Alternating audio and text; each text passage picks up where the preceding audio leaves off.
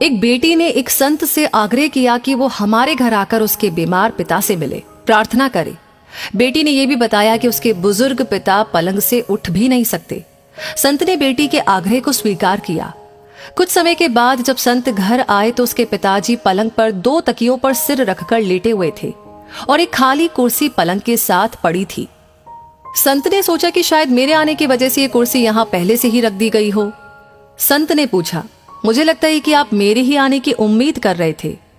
पिता ने कहा, नहीं, आप कौन हैं? संत ने अपना परिचय दिया और फिर कहा, मुझे ये खाली कुर्सी देखकर लगा कि आपको मेरे आने का आभास था। पिता ने कहा, ओह, यह बात नहीं है। आपको अगर बुरा ना लगे तो कृपया कमरे का दरवाजा बंद करेंगे क्या? संत को यह सुनकर थोड़ी हैरत हुई, फिर भी दरवाजा बंद कर दिया। पिता ने कहा, दरअसल इस खाली कुर्सी का राज मैंने आज तक किसी को नहीं बताया, अपनी बेटी को भी नहीं। पूरी जिंदगी में ये जान नहीं सका कि प्रार्थना कैसे की जाती है। मंदिर जाता था, पुजारी के श्लोक सुनता था, वो तो सिर के ऊपर से गुजर जाते थे, कुछ भी पल्ले नहीं पड़ता था। मैंने फिर प्रार्थना की कोशिश करना छोड़ दिया। लेकिन 4 साल पहले मेरा एक दोस्त मिला, उसने मुझे बताया कि प्रार्थना कुछ नहीं, भगवान से सीधे संवाद का माध्यम होती है। उसी ने सलाह दी कि एक खाली कुर्सी अपने सामने रखो, फिर विश्वास करो कि वहां पर भगवान खुद ही विराजमान है। अब भगवान से ठीक वैसे ही बात करना शुरू करो जैसे कि अभी तुम मुझसे कर रहे हो। मैंने ऐसे ही करके देखा, मुझे बहुत अच्छा लगा। फिर तो मैं रोज 2-2 घंटे ऐसा करके देखने लगा। लेकिन ये ध्यान रखता था कि मेरी बेटी कभी मुझे ऐसा करते ना देख ले। अगर वो देख लेती तो परेशान हो जाती या फिर वो मुझे मनोचिकित्सक के पास ले जाती। ये सब सुनकर संत ने बुजुर्ग के लिए प्रार्थना की, सिर पर हाथ रखा और भगवान से बात करने के क्रम को जारी रखने के लिए कहा। संत को उसी दिन 2 दिन के लिए शहर से बाहर जाना था, इसलिए विदा लेकर चले गए।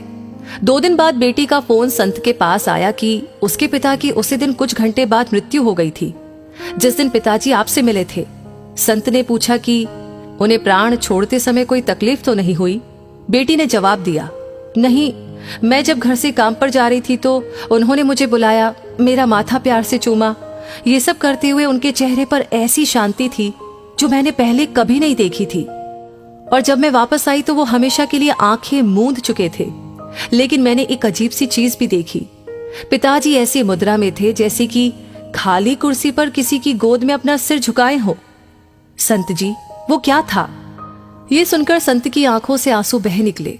बड़ी मुश्किल से बोल पाए, काश मैं भी जब दुनिया से जाऊं तो ऐसे ही जाऊं। बेटी, तुम्हारे पिताजी की मृत्यु भगवान की गोद में हुई है।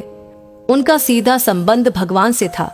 उनके पास जो खाली कुर्सी थी उसमें भगवान बैठते थे और वो सीधे उनसे बात करते थे। उनकी प्रार्थना में इतनी ताकत थी कि भगवान को उनके पास आना पड़ता था। आकर्षण शायद अनेकों के लिए हो सकता है, लेकिन समर्पण किसी एक के लिए होता है। तो दोस्तों, इस कहानी को सुनकर आपको क्या लगता है? आपकी क्या राय है? आपको क्या सीख मिलती है? हमें कमेंट बॉक्स में लिख करके जरूर शेयर करें। और इस वीडियो को आपने ऑलरेडी लाइक कर दिया है तो शेयर करना बिल्कुल ना भूले। आपका हर एक लाइक, हर एक शेयर हमें हमेशा इंस्पायर करता है ऐसी ही प्रेरणादायक वीडियो आपके सामने लाने के लिए। साथ ही हमारे हर वीडियो को सबसे पहले पाने के लिए हमारे पेज को फॉलो करना ना भूले।